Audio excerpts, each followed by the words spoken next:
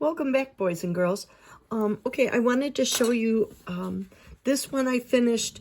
I did the underlay, excuse me, with marker on this one, and then I used crayon over the top. And this is for my students who might not have paints at their house. Here's the other one now. This is the one that I showed you earlier in the where we did the details and all the, and now we're going to finish up. I made a wash of blue. You see, I've got a nice big puddle here, and it might take you a little while if you have dry watercolors to do this, but I have a paste, so it goes back to a puddle easier. But anywho, so let's finish our up in the sky. Remember, if I do it fast enough that I keep that, see that puddle there, how it's running?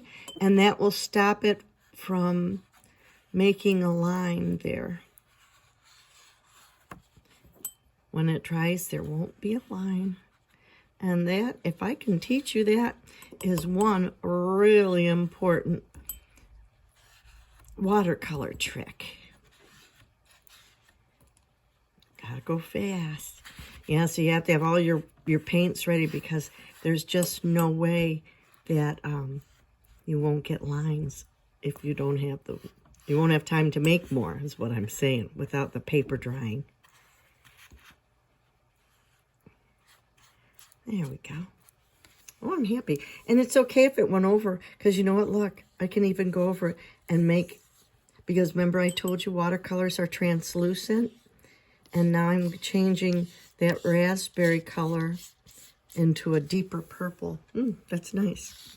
Okay, now let's go down here and we'll finish up our water. And I said that it was translucent, and so that means that the undercolors will show through. As long, and here's the tricky part, you gotta be patient and you gotta let it dry. If you don't let it dry and you went right away, all of those green and blue lines would have blended away into your paints. So there. And it's okay if I go over a little bit. You can't even tell that I went over on my grass. All right, so there you go.